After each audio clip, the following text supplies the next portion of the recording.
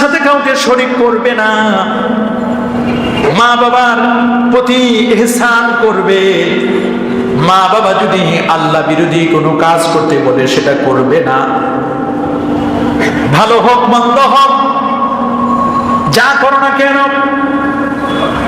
আমি সব দেখি, সব জানি, সব বুঝি।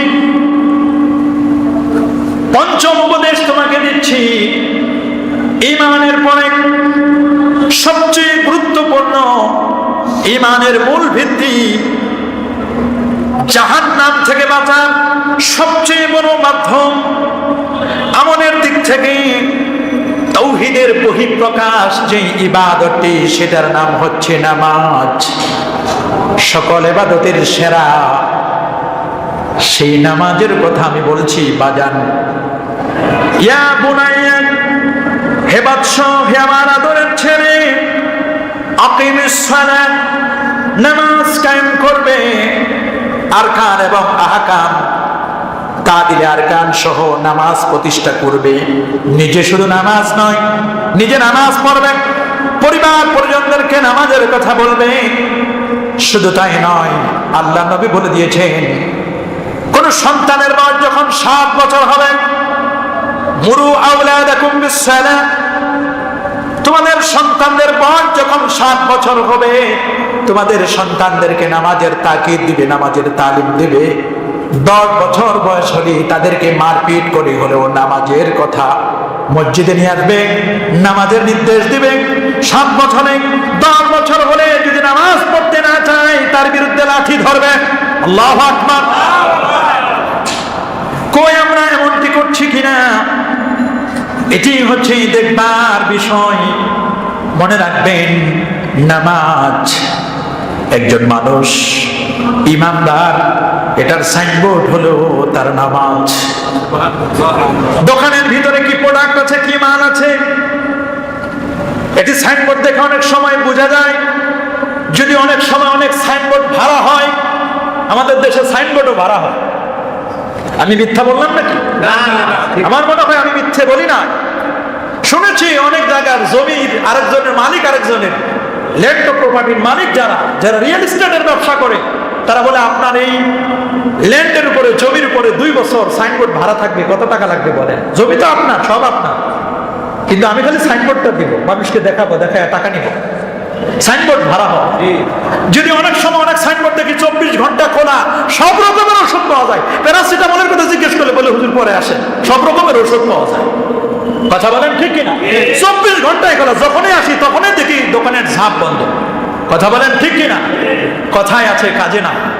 চলে বলুন ঠিক কিনা? সব জিনিস সাইনবোর্ড দিয়েও হয় না, সাইনবোর্ডে সব বোঝা যায় না। আল ঈমানু কাল লিবাস, পোশাক আপনার বলে দিবে আপনি কি। আপনি যদি পয়তা পরেন তাহলে বোঝা যাবে আপনি কি। মাথায় যদি টুপি দেন, মসজিদে আসেন, নামাজ পড়েন, এটা বোঝা যাবে আপনি একজন নামাজি, একজন মুসলমান, ইমানদার। কথা বলুন, জোরে বলুন। এই পৃথিবীতে আল্লাহ রাব্বুল আলামিন বলছেন, আমি যাদেরকে শাসন ভার, কোন মুসলিমকে আমি যখন কোন শাসন ভার দেই, কোন একটি রাষ্ট্রের ক্ষমতাবান বানাই, রাষ্ট্রের রাষ্ট্রপ্রধানের দায়িত্বটা কি? রাষ্ট্রপ্রধানের প্রধান যে ডিউটিগুলো, তার মধ্যে একটি হচ্ছে আল্লাযীনা ইম্মাক্কান্নাহুম ফিল আরদ আকামুস সালাহ ওয়া আতাউস যাকাত ওয়া আমারু বিল মারুফ ওয়া নাহাউ আনিল মুনকার। রাষ্ট্রপ্রধানের প্রধান এবং প্রথম দায়িত্ব হচ্ছে নাম্বার 1, নামাজ প্রতিষ্ঠা করবে। সুবহানাল্লাহ, সুবহানাল্লাহ। কি প্রতিষ্ঠা করবে? নামাজ প্রতিষ্ঠা করবে। 12:30 যখন আজান হয়ে যাবে, 12:30 আজান হলে দোকানপাট, কলকারখানা বন্ধ, অফিস আদালত বন্ধ, ইউনিভার্সিটি বন্ধ, কলেজ বন্ধ, সব বন্ধ হয়ে মানুষগুলো নামাজের জন্য প্রস্তুতি নিবে। ঠিক কিনা বলো? রাষ্ট্রপতির ভবনে রাষ্ট্রপতি প্রধান ইমাম হয়ে নামাজের ইমামতি করবেন। ঠিক কিনা বলে? বিভাগের যিনি বিভাগীয় প্রধান, তিনি হবেন বিভাগীয় প্রধান, তিনি হবেন ইমাম। একটি জেলার ডিসি তিনি হবেন ইমাম। একজন থানার যিনি টিওনো, তিনি হবেন ইমাম। একটা উপজেলা থানা থানার পুলিশ কন্ট্রোলের ওসি যিনি, তিনি হবেন ইমাম। কথা বলুন ঠিক কি? একটা ইউনিভার্সিটির ভাইস চ্যান্সেলর, ইউনিভার্সিটি যখন আজান হবে, সমস্ত ছাত্রীরা ছাত্রীর জায়গায়, ছাত্ররা ছাত্রীর জায়গায় নামাজে দাঁড়িয়ে যাবে। ইমামতি করবেন যিনি, ভাইস চ্যান্সেলর উপাচার্য, তিনি ইমামতি করবেন। কথা বলুন ঠিক কি? যদি এইরকম হয় তাহলে আপনার ঘুষ আর দুর্নীতি থাকবে না, তাহলে আর কেউ 200 কোটি টাকার মালিক হবে না, তাহলে আর দরজা টেলিভিশনে দেখার লাগবে না যে তার দরজা এইরকম হয়, গাড়ির ড্রাইভারের দরজা টেলিভিশনে শো করার প্রয়োজন হবে না। কথা বলুন ঠিক কিনা? ছাত্রদেরকে আর এগুলো বলার প্রয়োজন হবে না। সবাই তো নামাজি, ওসি সাহেব বলবে আমি তো একটু আগে ইমামতি করে আসলাম, কেমনি ঘুষ খাই। কথা বলেন ঠিক কি? তাহলে সহজ হতো। যাকাত কি দিবে?